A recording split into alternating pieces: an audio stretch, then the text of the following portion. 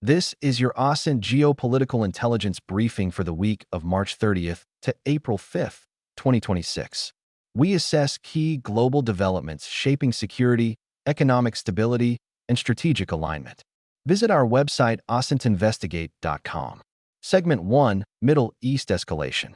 The dominant signal this week remains the rapid escalation of the Iran war. Israeli strikes on Iranian energy infrastructure, including petrochemical facilities, mark a shift towards systemic economic targeting rather than purely military objectives. Simultaneously, Iran's response strategy continues to focus on asymmetric disruption.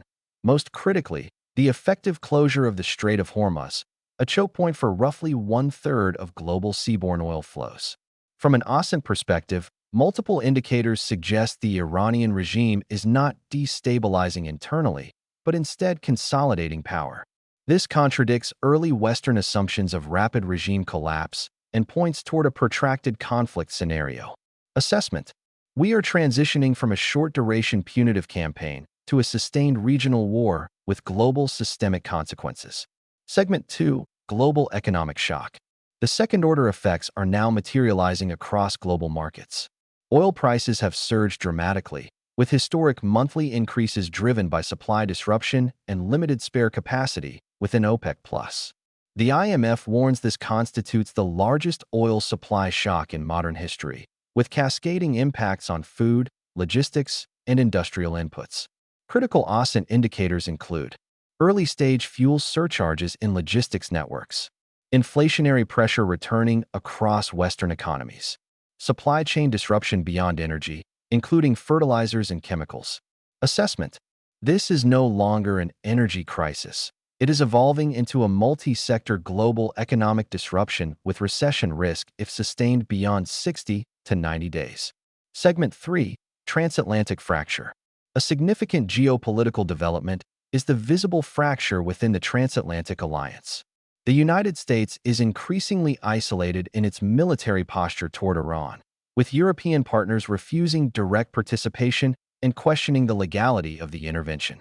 This divergence is now spilling into strategic rhetoric, including renewed questioning of NATO's relevance by Washington.